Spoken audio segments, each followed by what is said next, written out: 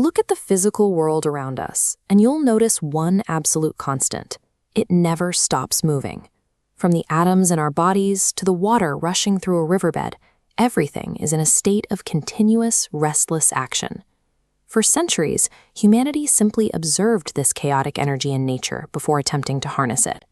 We studied how birds cut through the air and eventually built machines capable of replicating that exact mechanical movement in the skies.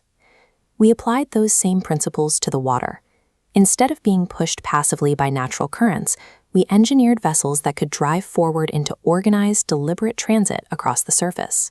Human intuition has no problem recognizing that an airplane or a boat is moving, but translating that visual recognition into hard mathematics is a different challenge.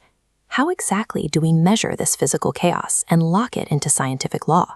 In physics, motion has a very strict definition. It occurs when an object changes its position relative to a specific frame of reference, and it must be measured against the steady progression of time. This map shows a winding path from point A to B. The physical ground covered is distance, a positive scalar quantity. The straight arrow cutting through is displacement, the shortest straight-line distance, requiring specific direction. Returning exactly back drops it to zero. Distance tallies up the ground you covered. Displacement proves exactly where you ended up relative to your origin. This graph maps the distance line against a clock. Dividing distance by time calculates speed. Plotting the straight displacement vector against the same timeline gives velocity. It measures the exact rate of positional change, strictly requiring a directional heading. If you are driving a car at 50 miles per hour, that is your speed. But mathematically, driving 50 miles per hour north produces an entirely different velocity than driving 50 miles per hour south. By injecting time into spatial equations, we turn static maps into active tracking systems. Physicists use these metrics to calculate exactly where an object will be in the future.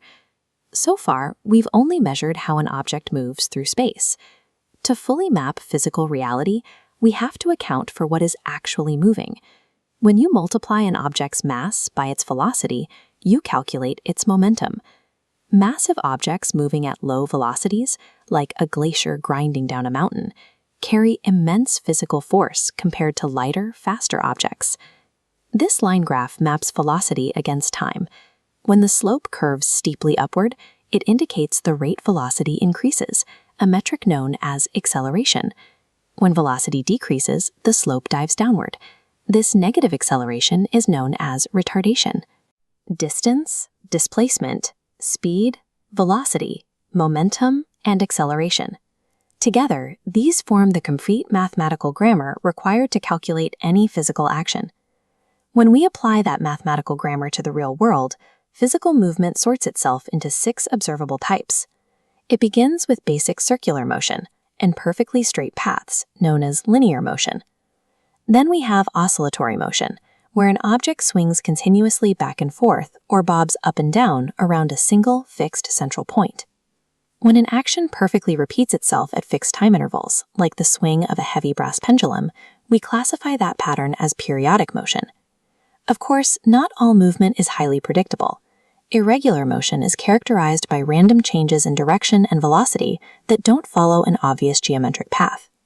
The final earthbound category is rotational motion. This occurs when an object spins endlessly around its own central axis without ever changing its geographic location. These earthly categories scale all the way up. A satellite orbiting the planet relies on circular, rotational, and periodic mechanics working simultaneously to maintain its exact position in the vacuum of space. The mechanics of the universe are heavily organized. By applying the strict laws of physics, scaling up from basic distance to complex acceleration, we can break down the chaos of reality into actions that are entirely measurable.